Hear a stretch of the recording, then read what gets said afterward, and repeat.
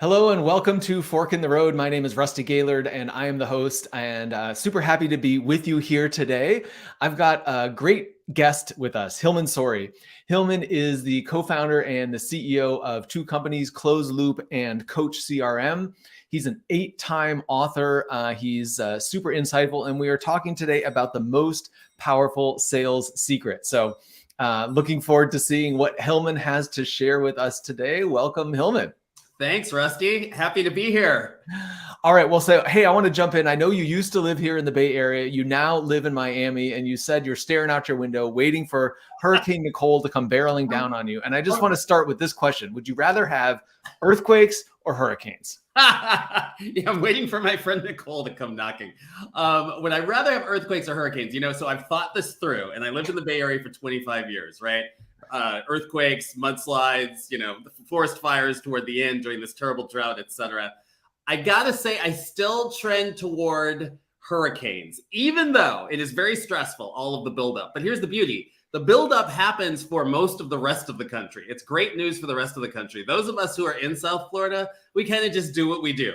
And what I found is I'm the one who's like a little pack rat, like a squirrel running around gathering like all sorts of things to like batten the hatches and make sure that I'm okay. Everybody else is doing their norm. So their calm maintains my calm. So there's a certain kind of serenity in the storm, not the eye of that storm, but the serenity in the storm makes for something interesting. Yeah. Well, the ability to stay calm in the midst of turmoil is clearly a leadership strength. I agree. I agree completely. And here's the thing that's really interesting.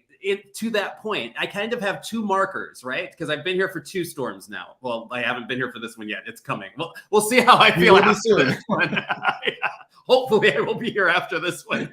But during Ian, there was like the beautiful weather outside. Then there was like crazy wind, crazy rain, crazy whatever. And then like immediately after the beautiful weather outside, and I do not mean to discount all the terrible damage that took place for other people, but keeping your eye kind of on the greater picture of like events happen. And then we have to deal with those events. And there are things you can control and there are things you can't control. And you do what you can in the moment and you let go of those things that you can't. And then you pick up the pieces thereafter with, again, what you can control, I think is an important life lesson and important way to manage people or manage yourself. I agree 100%. If I had to pick, I was actually going to go with the earthquakes. Were you?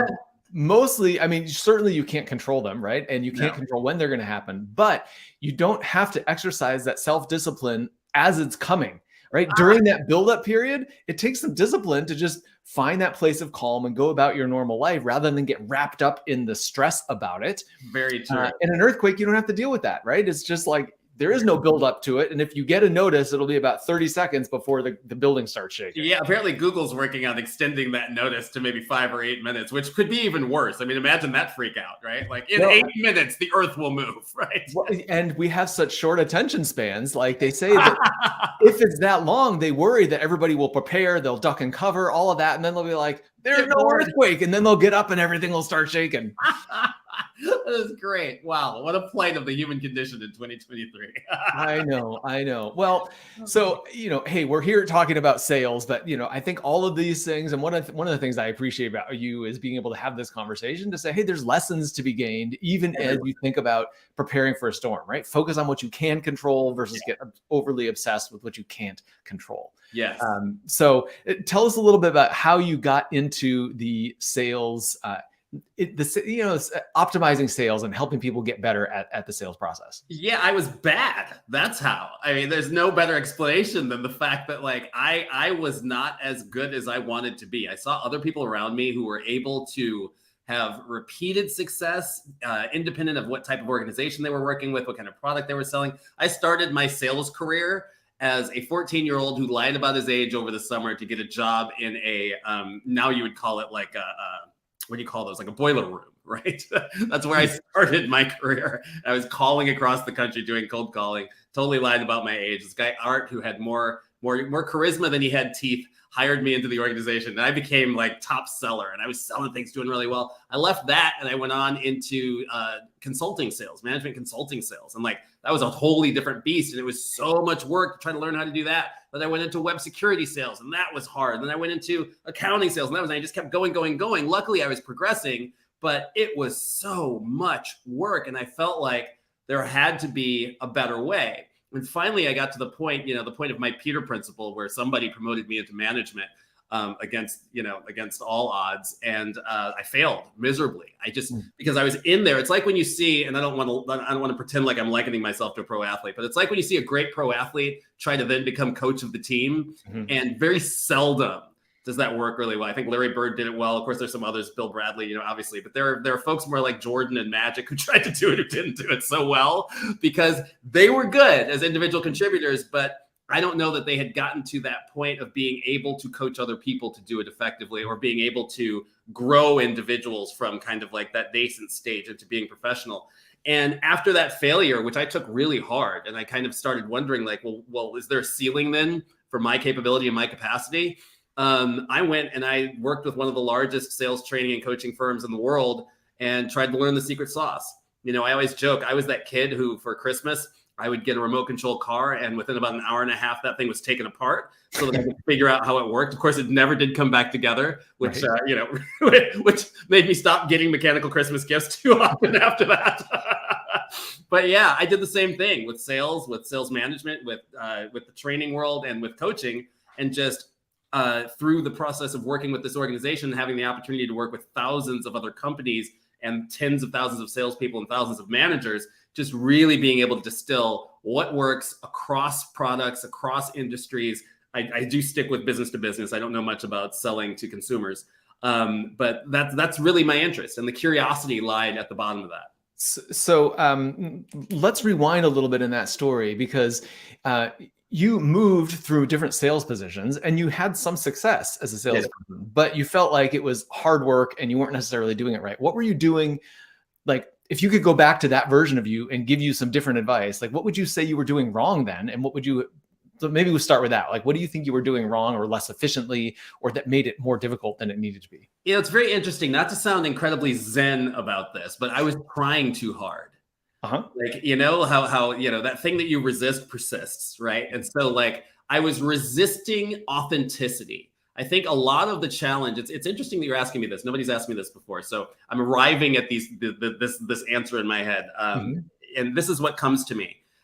I had a lack of authenticity because I told you I started my career lying about my age. And when you do something like that, great motivation, whatever, that's a great story when I become a billionaire. Right? He lied about his age at 14 and started, what a guy, right? But in reality, it's like you're going into a situation in an inauthentic way where maybe there's a little imposter syndrome. Maybe there's a little like fear of being found out. Maybe there's a little like I was really probably not qualified or not ready for this thing, and now I need to show up. And I consistently put myself in those situations. I'm lucky enough, if you want to call this luck, to have been part of the generation where there wasn't a great deal of validation available. You couldn't just Google Hilmon Sorey and see where he'd been and what he'd done, or back channel somebody he worked with. All it was dependent upon was like 32-pound linen stock that had my resume on it. I owned a typewriter, so I could put anything I wanted on that paper. You know what I mean? So I always say I never really was hired into a job that I was truly qualified for. Well, but I want to pause on that too, because there's something to be like imposter syndrome. Everybody understands that. Everybody has experienced it to some extent. Right. But if you're going to the next step, almost everybody, when they get promoted to the next opportunity, feels some degree of imposter syndrome because you've never done it before. It's normal, right? And so some part of that is normal and healthy. And yet I also understand what you're saying about kind of coming in authentically without, some cards under the table, if you will. And keep in mind the normal and healthy about this concept of imposter syndrome, which I don't want to overplay because I do coach people around this type of thing, right? Yeah. But that's just it. There weren't people coaching around this stuff before. And it was kind of like, you just go in and you're scared because you're starting a new job. Well, good on you. Get after it. You know what I mean? There wasn't like you had this space within which to reflect with somebody that was your executive coach who would tell you about all the wonderful things you've done in your life and how this is just the next one that you have to attack, and, growth curves. That wasn't around. You know what I mean? And sure, everybody else had done that. And I do read a lot of biographies. I can't say that I read as many back then as I do now. And so I just didn't know. And between you and your golf ball, between you and your situation, it's always infinitely more impactful than anything else somebody is sharing with you, right? And truth be told, I actually had mentors who were not necessarily that vulnerable with me and saying, I remember it was tough when I was your age, Hilmon. It was more like, oh yeah, I went from here to here to here, knocked it out there, then went here to here to here. Here's how you map out your career. And I'm like, holy cow. But But apart from that, from a mechanics perspective, if you want to be very specific about what I was doing wrong, I was not trying to solve people's problems. I was trying to make money. You know what I mean? I was not curious about the challenges in an organization. I don't think I had even developed the capacity or the business acumen to be able to understand that Rusty is having a conversation with me as the CMO, Chief Marketing Officer of a company, because Rusty is in a position where he is driving brand, he's driving identity, and he's interested in this because this defines his career, because it's a startup, and because he's trying to make an impact. I could not string those things together. It was, I sell marketing software. Rusty is a marketing guy with a budget. Let me sell him some software. Let me sell him some software. You know, it's the same type of stuff. Like, I can't say that this has gone away. We're sitting here on LinkedIn, and like, if you pop into your InMail, you know, anybody who's got some sort of a network or has a title that anybody would be interested in, you've probably got a few, to say the least, inquiries from people who have zero interest in what you do, the job that you have to do, or what you're trying to drive for your company, but they're just trying to sell you something, and they're not having success, right? So I was doing that for a long time, and then I figured, oh, it's about more product knowledge. I just need to get deeper knowledge of the subject. I need deeper knowledge of the product. And I was erring on the side of how can I sell more stuff with my product, to the detriment of understanding, wow, if I get curious, ask good questions, and begin to develop a deeper understanding and some level of compassion, empathy, whatever word you want to use for the prospect, then I will actually, I don't want to say it'll sell itself, because you still need a process behind you, but then I will actually be more successful. I'll actually be working less hard, right? And I have a more consistent ability to do this across different types of industries, different types of personas, and different types of products. Yeah, it's so interesting. You know, so you mentioned LinkedIn, and we're here live on LinkedIn. And what I was reading a post earlier today, and I actually reshared it because I thought it was such a great post. But the person said, you know, all the things that I thought I needed to do in order to be successful as a leader, like get an MBA and go to a public speaking class and impress other people. It's like, that wasn't it at all. I needed to find, who am I? I need to be able to relate with other people. I need to, you know, it's like, have the courage to be themselves and to show up and be legitimately curious and build a connection with the other person. And I think it's these softer skills that you're talking about that can be equally important relative to the hard training skills. And I got to tell you, it's like, I don't know what else to call it. I don't have a solution for this, but we have to find a way to define it other than soft skills, because it's not attractive. Everybody knows what that means, but they are like core skills. They are like the fundamentals upon which nothing else can be built unless you've developed these sorts of things. And I'll tell you something that's a secret.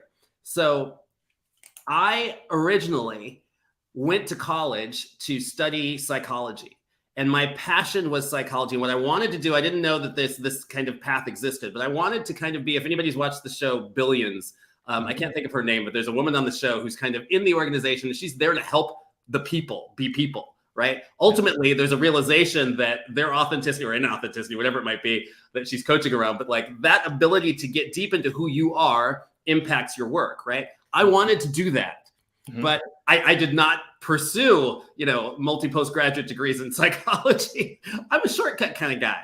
And I realized fairly early on that sales and sales training and consulting, it's about behavior change. It's about communication. It's about the psychology of influence. It's about cognitive science. And it's all these things nested in this little thing that people call sales. And every organization needs to sell stuff.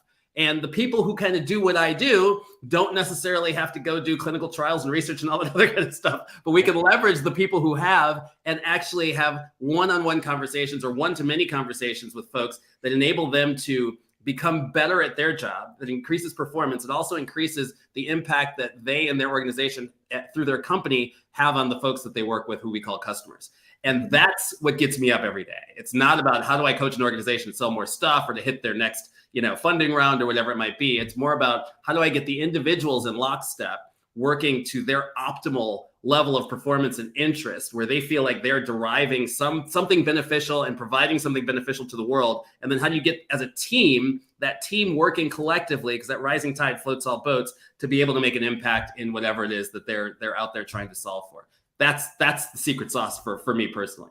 Absolutely. And I love that. I mean, I think that we share this common interest, which is there's an academic piece of it, right? It was like, I want to understand the philosophy behind it, But then there's very much an applied part of it, which is like the philosophy is great. The academics part is great, but what are you going to do with it? And how are you going to make an impact? And it's not just about chasing the next dollar. It's about bringing a product out into the world or bringing a service out into the world. It's going to make the world a better place and impact the people, all the people that are involved. Agree completely. Absolutely. Well, so Hilmon, I mean, we've kind of all been sitting on the edge of our seat here because, you know, the title of this episode is the most powerful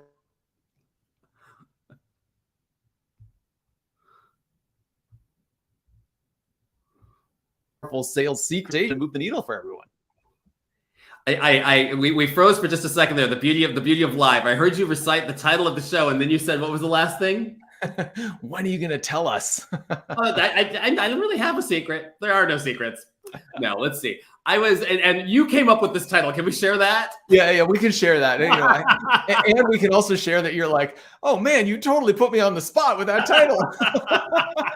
Okay, all has been revealed from the green room. So we're all open here, open book. In the spirit of that, you know, there are things that I think of as secrets. And when I think of secrets, you know, specific to sales, this particular one that I'm thinking of is directly tied to the way we began the conversation with respect to authenticity. And it's a simple thing that was told to me once that I've never forgotten. And it is that you speak to where you speak from. Now, is that wholly in the sales domain? No, because we already talked about the fact that sales kind of transcends life, right? And that you show up wherever you are.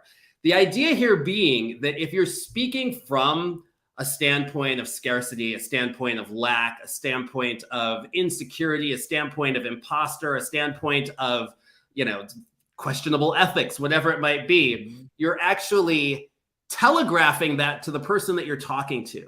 And they're picking up on that, whether it's at a conscious level where it's just like, gosh, this guy doesn't know what he's talking about. And it's like clear he's uncomfortable in his body language. He keeps muzzling his mouth and he's just kind of like going through them. I don't trust this person. Or whether it's at a level that, you know, it's hitting somebody's amygdala or something a little deeper where it's just like, I don't know what it is, but this does not feel familiar. This does not feel like there's a reward in it for me. It feels like there's a threat. And what I've seen more often than not in coaching sales teams, and this is for the team and this is also for the manager. Let's start with the manager. Managers can get into a situation where these days, you know, a lot of the organizations I work with are technology companies that have hockey stick expectations from their board of directors. They've got investors who are looking for returns. Those returns may have been calibrated right now because we're sitting in this inflation, recession, not recession environment, whatever it might be, but there's still expectations there. And a lot of these managers are first-time managers, and first-time managers have the world on their shoulders. They are responsible for often first-time salespeople, even though those first-time managers have not been imbued with a great deal of training. What typically happens is you pluck your best salesperson off the floor and anoint them as a manager. And then you pat them on the back, you go, make more people like you, and then you go away and you hope it happens, right? There are very few organizations that have rigor and structure with respect to professional development for folks who are going to be in the management track. So that's one challenge, right? So then you've got this manager who's got this 8 to 10 people on their team that they're responsible for, who they were potentially sitting next to yesterday, right? Now they're managing these individuals. And what I often see is that these folks, whether it's imposter, whether it's lack of experience, whether it's too much pressure, whether it's trying to, who knows what it is, but they begin to communicate in this way that does not create esprit de corps. It does not create team. It does not create motivation. It does not enhance performance. And then it becomes this vicious cycle of like, well, I'm trying to do these things, it's not working, right? Yeah. So I want to just jump in with a little question here, because you said is that the premise here is that you speak to others based on where you're coming from, right? Based on what you're feeling and thinking internally. So what do you think these people are thinking or feeling that's causing this misstep? I'll tell you, because they tell me, right? So what I've heard is hopelessness. What I've heard is incompetence. Like, I don't know what I'm doing.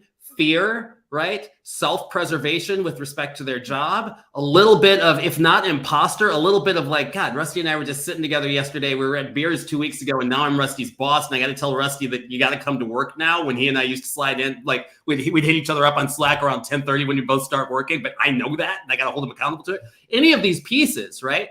So what happens is you've got to do a couple things. There's a little bit of a self-assessment where you have to have a realization that these things are occurring.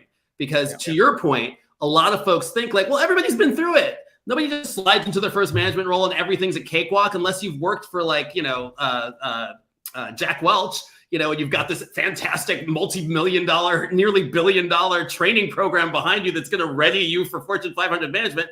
How many of us have that, right? So the challenge is like, how do you get there? The first step is the realization that there's a challenge, right? Yeah. And the second step is having the tools and having the wherewithal to leverage what got you there in the first place and to be able to create honest and open communication and to get in where you actually can begin to make an impact. This is that whole piece of inside of the storm. There are things you can do and there are things you can't. You cannot impact the economy. You cannot make your customer buy from you. You can help the people you work with to present their best foot forward. You can uncover whether or not there's an organization that you can work with by asking good questions, right? These are things that you can control. So a little bit of this goes a long way toward you feeling a certain sense of authenticity and a certain sense of purpose.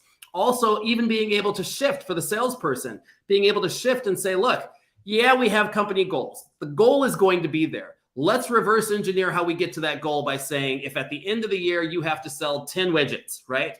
To get one widget sold, you have to have 4 demo meetings. To have 4 demo meetings, you probably got to have 12 discovery conversations. And for you to get 12 discovery conversations, it's likely going to take you 100 calls. Today, you need to make 10 of those calls, right? Mm-hmm. That creates a situation. It's kind of like why I make my bed every morning. I make my bed every morning because I can control that. I can start off my morning doing something that I can control before I sit down and Slack happens and calls happen and clients need something and someone's got to take off because they need personal labor, whatever. Yeah. I'm going to start with that thing that I can control, right? Yeah. So so a couple of things I want to pull out of that. I mean, number one is it starts with an awareness, right? You have to have enough self-awareness to understand when you are coming from that place of inauthenticity or fear or nervousness or whatever it is, imposter syndrome. But then the second piece. Can I tell you something really quickly there? Yeah. Pro tip on that.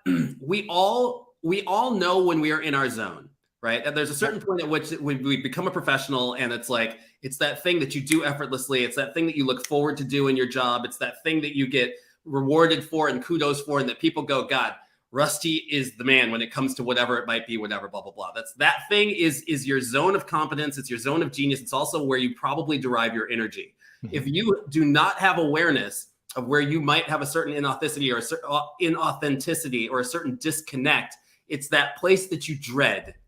Mm-hmm. It's when you're like, I got to go into the damn sales meeting and these guys are all be sitting there looking to me for some advice on what to do. And I don't have I hate these meetings.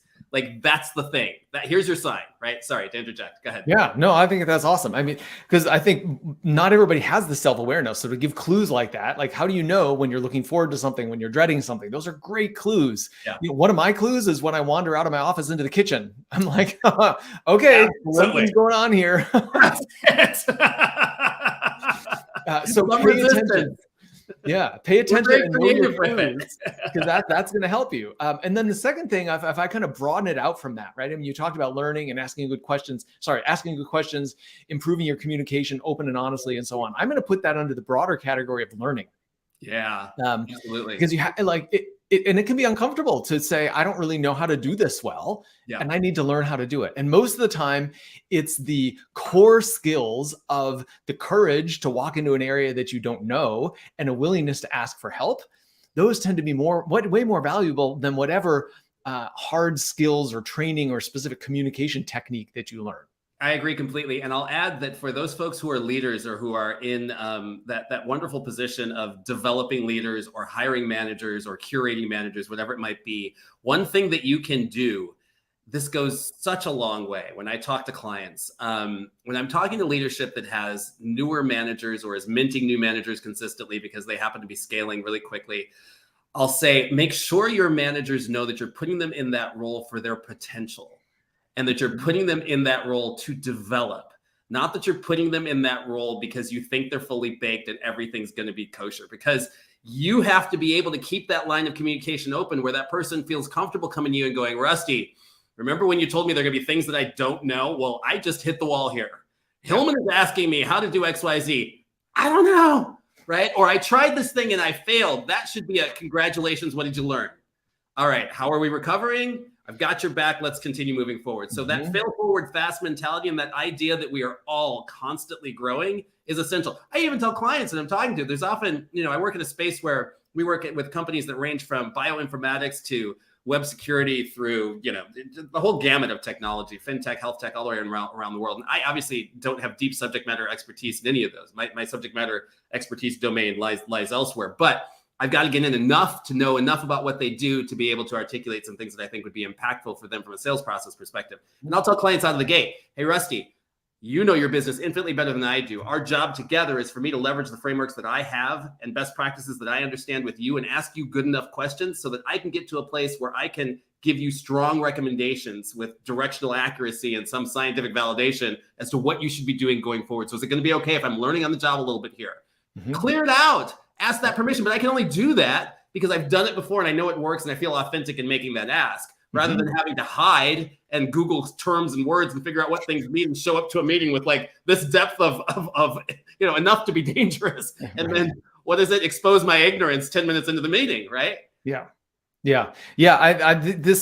These are great because these are, I'm going to use your words again, the core skills, right? Wow. We're renaming these soft skills to core skills. So if you missed that earlier in the conversation, that's a key takeaway because these are the core skills. It's the comfort and the courage to have that conversation, to be open. Yeah. Look, I don't know everything about your business that you know, but I'm going to ask some questions, and together we're going to, I'm going to bring my domain expertise. You're going to bring yours, and it's the overlap of those two things that's going to create success. And being willing to have that conversation and walk into that uncertain territory, and that's the core skills that we're talking about. And people appreciate it. That's the thing, because I don't think anyone believes that anyone has complete expertise. I mean, I kind of hope my doctor does. But I know it. I know he or she probably doesn't. Right. There's hope. They're hopefully resourceful enough to figure out the answer to my question. Right? Yeah, that's all I'm looking for. Yeah. Hilmon, this is great. We could talk for hours about this. I'm just going to move us towards wrapping up, just because, just out of the interest of time and keeping to our roughly 25-minute schedule here. So, how can people reach out to you? How can they connect with you? Closed Loop, Coach CRM. How can they